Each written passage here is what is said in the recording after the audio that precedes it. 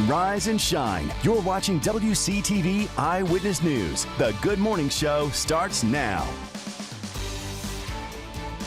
Coming up on the Good Morning Show, a Georgia man is now in jail in Madison County, charged with murder after a shooting and crash. Plus, pro-Palestinian student rallies spread from campuses coast to coast. We'll have the latest on the campus battle at Columbia University, that's in New York, with all the demands and concerns for safety. All right, welcome back to the Good Morning Show on this Wednesday. We wear pink on Wednesdays. So this is extra special this morning because the full moon last night this morning. Okay. And the April full moon's name is the pink moon. What? Just put it there. Oh my gosh. Let's just float it out there. Yeah, okay. So, yes, that's a full moon you see out this morning, and it is literally called the pink moon, and on Wednesdays we'll wear pink. So, will it be pink, or not pink, will it be a full moon tonight, or was it last night? Usually, and I get asked this question a lot, yeah. Usually the names for the full moons come from the natives that were here before, and they would name the moons based on what they noticed was happening at the time. So, typically, one of the things that would be happening at this time of the year is you'd have all the wildflowers. And the pink wildflowers, they call it, when they knew the pink wildflowers were sprouting, that full moon meant it was this time of the year. What? So there you go. Story time with Rob. I am just getting educated in so many different departments this morning. Did you look up Octopi or Octopuses yet? I didn't, but while you give us a forecast, I'm going to do it. I got weather to talk about on our pink moon morning, and let's see we're talking about the good stuff, my friends. Seriously, I wish we could just keep this weather every day. And thank you to everyone for playing along with the post on Facebook and the poll on Twitter. And it seems like you all, like me, prefer the 50-80 split to the really hot stuff. Lenitra's not going to like to hear that in a little while. I'll remind her this at the 6 o'clock show. But yeah, we've got some more of the good stuff. We're going to stay sunny.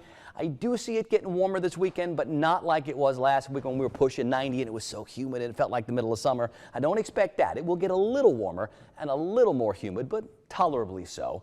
We're 48 at the Tallahassee Airport this morning, 51 in Valdosta, it's 54 in Thomasville, it's 53 in Perry. Got a lot of clear along the Gulf Coast again, maybe starting to see a few clouds over there by Texas, but our day planner for today wants those top temperatures right around 80 degrees, plenty of sunshine, nice and comfortable. This run of weather should continue for at least one more day. I'll break it down full forecast style in just a bit. Beginning in Georgia, following the investigation in the death of 25-year-old Raheem Poole. As of yesterday, we've learned 2 more suspects were arrested in the case, including Poole's sister. Poole was shot and killed in his front yard earlier this month on April 14th. Now, according to Homerville Police, GBI officials arrested Roma K. Cooper and Denard Perkins yesterday in connection to Poole's murder. Roma Cooper is Poole's sister. Last Tuesday, the GBI announced suspect Shay Foster was wanted in connection to the shooting, and on Monday, 19-year-old Shay Foster turned himself in. And as the investigation continues, we'll be sure to update you as more information comes our way. All right, in Madison County, following a story that we brought to you yesterday on the shooting and crash that killed the Georgia man identified as LaKendrick Bernard Birch. Now, since then, we've learned more about the investigation. This man, Detrone Middleton Jr. from Waycross, Georgia, is now in jail in Madison County, charged with Birch's murder. The shooting happened early Monday morning on Old St. Augustine Road near Jim Clark Road. Our Brianna Shaw talked with neighbors about what happened. According to MCSO, when deputies got on scene, they saw a vehicle had crashed into a carport of a home. The driver, identified as LaKendrick Birch of Valdosta, Georgia, was found unresponsive with a gunshot wound they say likely contributed to the crash. I spoke with Iris Wesson. She's lived in the area for 36 years, and she says it's always been very quiet and close-knit. As shocking as this was for her, she feels sympathy. My first thought was that both families on both sides had been changed for life, and so you just can't take that back. I prayed for both families and what they must be going through. MCSO says Detrone Middleton Jr. has been charged with murder in connection to this case. He was arrested yesterday evening. He's being held in Madison County Jail without bond as he awaits his first court appearance. For now, in Madison County, Brianna Shaw, WCTV Eyewitness News.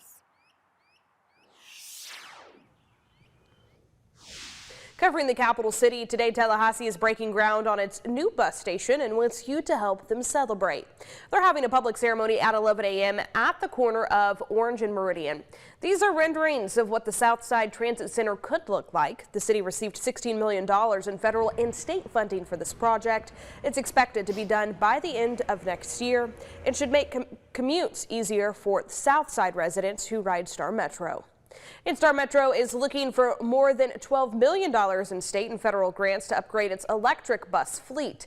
The issue is on today's City Commission agenda. We're also tracking some other notable items on the agenda. They include a construction update on TPD's headquarters. Last week we reported it's expected to cost much more and take longer than previous estimates. The commission will also discuss its proposal to double commissioners' salaries to match county commissioners. We'll be at the meeting tonight and let you know what happens. All right, a new step comes in FSU's legal battle with the ACC. Florida Attorney General Ashley Moody is calling on AGs in other states with ACC schools to join the fight.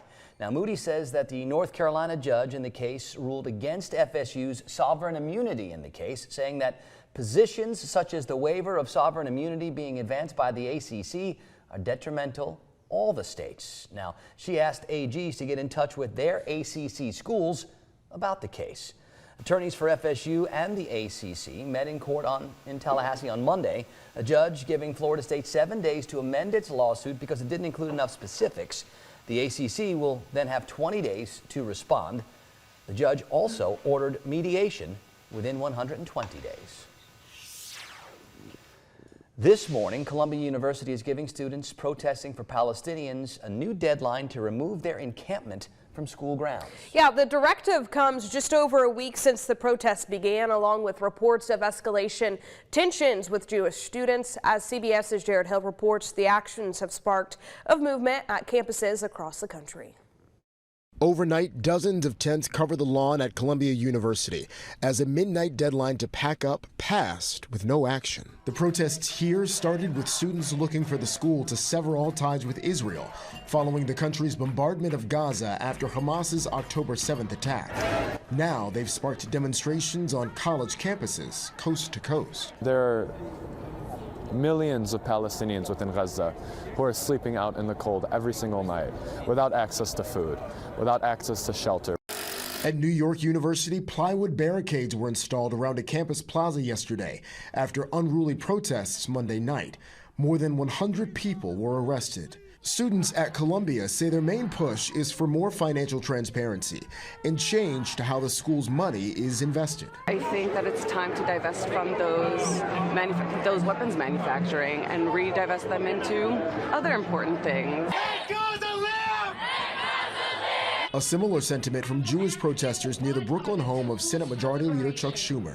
What I don't understand is why we keep sending money for genocide. Tensions on campuses have led to concerns about harassment and safety for the school's Jewish communities. A person was yelling at me, screaming at me, calling me a Zionist and a murderer. Amid unrest and with graduation just weeks away, Columbia announced it'll offer online classes for the rest of the year. Jared Hill, CBS News, New York. House Speaker Mike Johnson's office announced he'll meet with Jewish students at Columbia University this afternoon. Back in the capital city, the popular Southern restaurant Backwoods Crossing announcing they'll be reopening their doors starting this week as floodwaters make their way back into the creek. As restaurants say, they will be able to offer full service dining starting tomorrow at 4 p.m. But the restaurant also says steer clear of the side and back gardens while the grounds continue to dry out. And all reservations made prior to the flood closure are still confirmed. All right, it is 5:40. If you're getting ready to head out the door this morning, Rob, give us a breakdown of what we can expect in today's forecast. Yeah, we're going to keep the really nice weather rolling, and it's really good news for a lot of the areas that were so waterlogged from the rain from a couple of weeks ago, still with all those floodwaters still trying to subside, and that should continue, as I don't expect any real significant rain event coming our way anytime soon. As a matter of fact, we're going to keep rain out of the forecast for at least another couple of days, and even when we put it back in, we're talking small chances for some scattered showers at the most. This morning, most of us are going to start a couple of degrees either side of 50, and this afternoon we'll end up a couple of degrees either side of 80. Lots of sunshine, low humidity. It's what I call the good stuff, bonus weather, and we're going to keep it maybe into tomorrow too, but I think by tomorrow a little shift in wind direction might start to bring back slightly warmer air. And as we head towards the weekend, we start to bring in a little bit more humidity. It's not going to feel like it did last weekend when we were pushing 90 and getting dew points up near 70, and it was icky, sticky, feeling like summer. We're not going to do that this weekend, but I do think we'll get a little bit warmer and a little bit more humid heading into the weekend. Can you see that line of showers from Kentucky and Tennessee up through parts of West Virginia?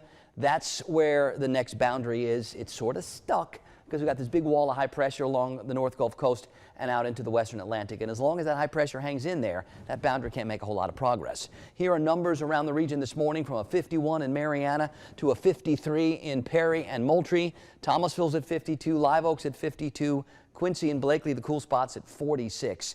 Not finding thick fog out there, but a couple of spots with a little reduced visibility, 4 or 5 miles from Bainbridge to Quincy to Tallahassee to Live Oak.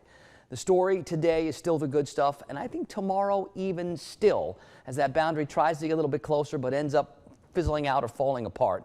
Now, I don't expect any real changes to the air mass, except as our winds shift this weekend a little bit more from the south, we're going to bring in slightly more humid air, and that'll allow temperatures in the overnight to stay up a bit. But notice the rain chances staying real slim, and I think our temperatures, while they do increase, they go up seasonably and slowly. We're not talking big time jumps into summer here, but I do think it will be a little bit warmer by Friday and the weekend. Still to come on the Good Morning Show, a World War II veteran and survivor is honored this week after serving nearly 200 missions over a lifetime. Stick around, we've got that story next.